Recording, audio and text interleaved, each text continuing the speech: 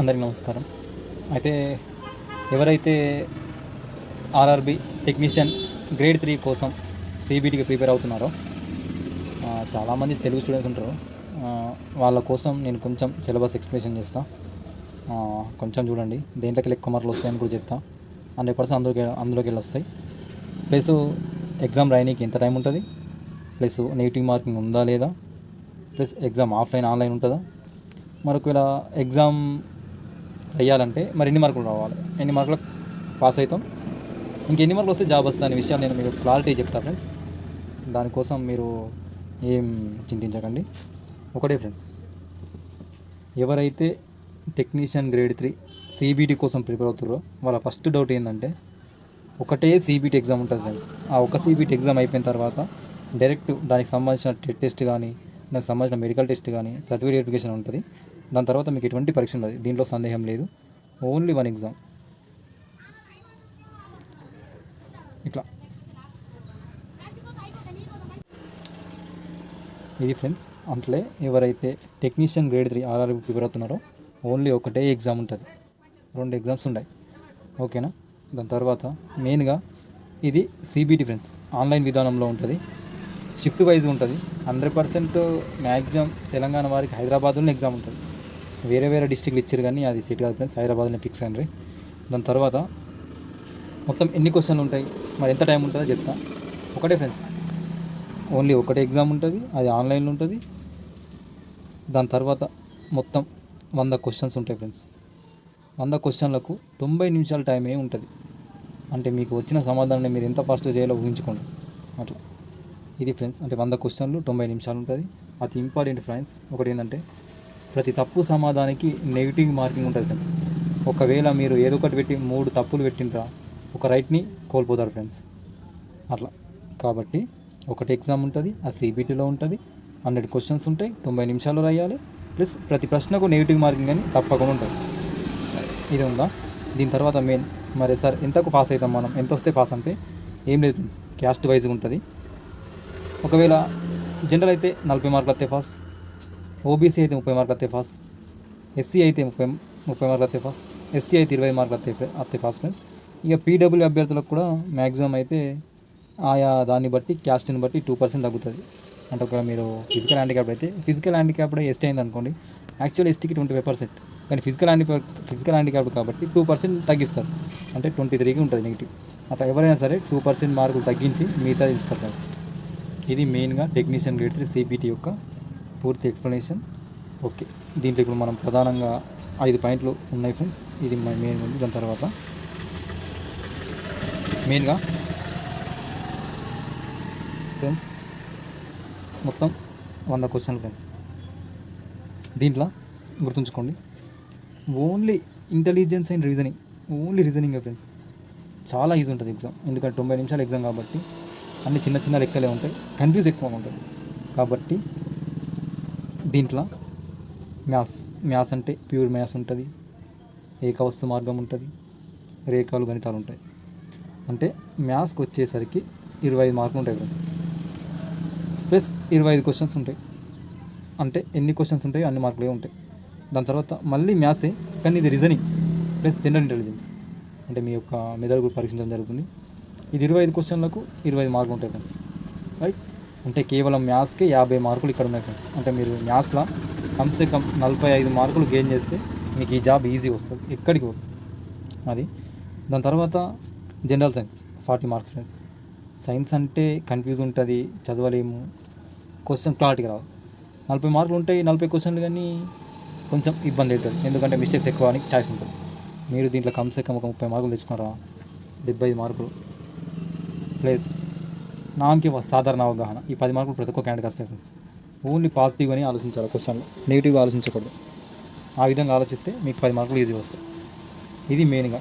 గణితంకు 25 ప్రశ్నలకు 25 మార్కులు, general intelligence and రీజనింగ్కి 20 ప్రశ్నలకు 20 మార్కులు, ఓన్లీ జనరల్ సైన్స్కు 40 మార్కులు, జస్ట్ సాధారణ అవగాహన ఈ 10 మార్కులు ఎవరికైనా వస్తాయి. ఈ 10 మార్కులు 10 మార్కులు రాసుకుంటే 85 ఫ్రెండ్స్. అంటే 85 మార్కులు వస్తాయి మీకు. 85 మార్కులు అంటే కమ్సే కమ్ మీకు ఈజీగా కన్ను మూసుకొని జాబ్ వస్తుంది ఫ్రెండ్స్. ఓకే, మెయిన్గా ఆర్ఆర్బి గ్రేడ్ 3 గురించి మనం మెయిన్గా చూసుకున్నాం. ఎన్ని ప్రశ్నలు ఉంటాయి, ఎంత టైం ఉంటుంది, నెగిటివ్ మార్కింగ్ ఉందా లేదా, ఆఫ్లైన్ ఆన్లైన్ చూసుకుందాం, ఎన్ని మార్కులు వస్తాయి పాస్ అని కూడా చూసుకుందాం. ఓకే, ప్రశ్నల వైజ్గా కూడా మీకు చెప్పిన గణితంకి ఇంత, ఇంటెలిజెన్స్కి ఇంత, రీజనింగ్కి ఇంత, ప్లస్ జనరల్ సైన్స్కి ఇంత, నార్మల్ క్వశ్చన్స్కి ఇంత అని తెలుసుకున్నాం కదా ఫ్రెండ్స్.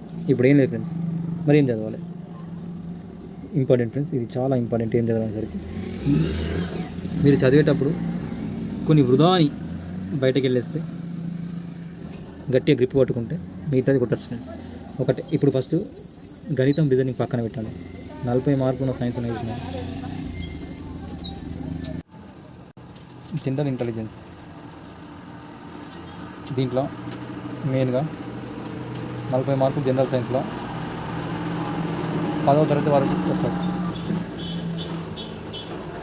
అంటే 1 నుంచి 10th క్లాస్ వరకు ఉన్న సైన్స్, జనరల్ సైన్స్ కానీ, ఫిజికల్ కానీ, కెమిస్ట్రీ కానీ, ఇవన్నీ 40 మార్కులు ఉంటాయి. కాబట్టి 1 నుంచి 10th ఫిజిక్స్, కెమిస్ట్రీని చదువుకోవాలి.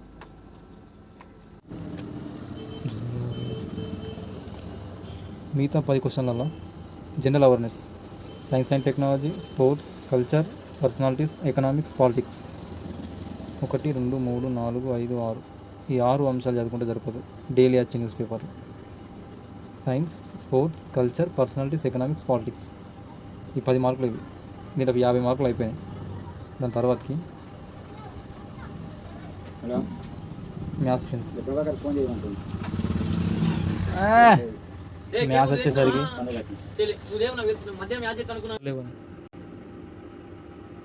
గణితం, జనరల్ ఇంటెలిజెన్స్.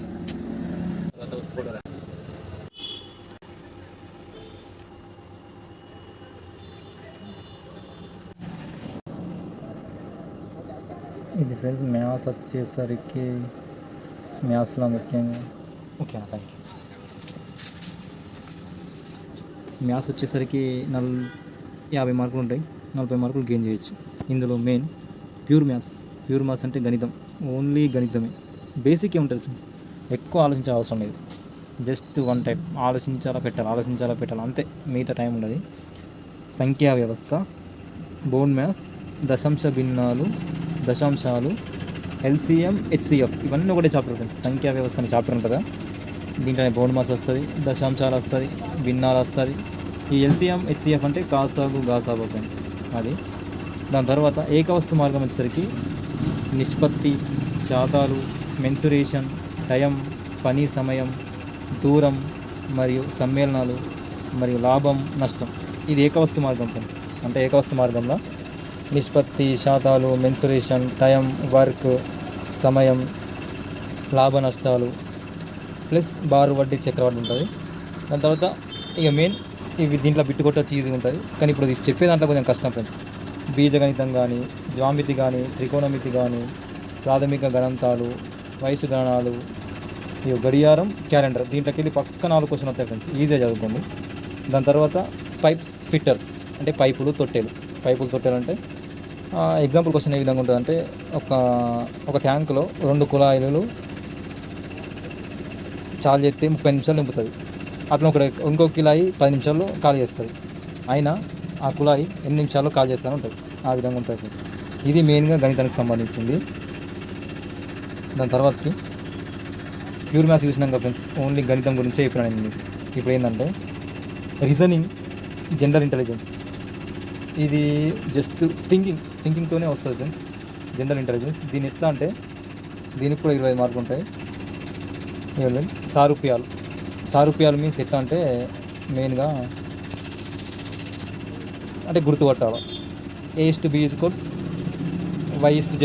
సారూప్యం ఏంటి, ఫస్ట్ లెటర్లు అవి 2 లాస్ట్ లెటర్లు. ఆ విధంగా alphabetic number series, coding, decoding friends. మీరు ఏ మ్యాథ్స్ని ఎంత పర్ఫెక్ట్గా వేస్తే అంత పర్ఫెక్ట్గా వస్తుంది. దీని తర్వాత గణిత కార్యకలాపాలు అంటే అది మీకు అంటే నార్మల్గా చిన్న చిన్న లెక్కలే ఉంటాయి. ఈ సంబంధాలు ఒకసారి చూసుకోండి, సంబంధం important. Syllogism, jumbling, Venn diagram, data interpretations మరియు సఫిషియన్సీ మరియు ప్లస్ ముగింపు మరియు నిర్ణయం తీసుకోవడం. ఇది కూడా పాజిటివ్ అంశాలు ఉంటాయి ఫ్రెండ్స్, ఇది కూడా మీకు తెలిసిందే ఉంటుంది. సారూప్యతలు మరియు తేడాలు, విశ్లేషణాత్మక తార్కికం, వర్గీకరణ, దిశలు, ఈ ప్రకటన, వాదనలు మరియు అంచనాలు అనేది కొంచెం తికమక ఉంటాయి ఫ్రెండ్స్, ఇది చూసుకోండి.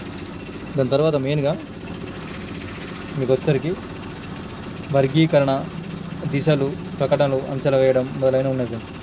ఇది మెయిన్గా గణితానికి సంబంధించింది గ్రేడ్ 3 ఫ్రెండ్స్. ఇది మెయిన్గా ఉంది. మరిన్ని సమాచారం మీకు మళ్ళీ ఇస్తా. మీరైతే దీన్ని ఫాలో అవ్వండి, సక్సెస్ కాండి. Thank you friends.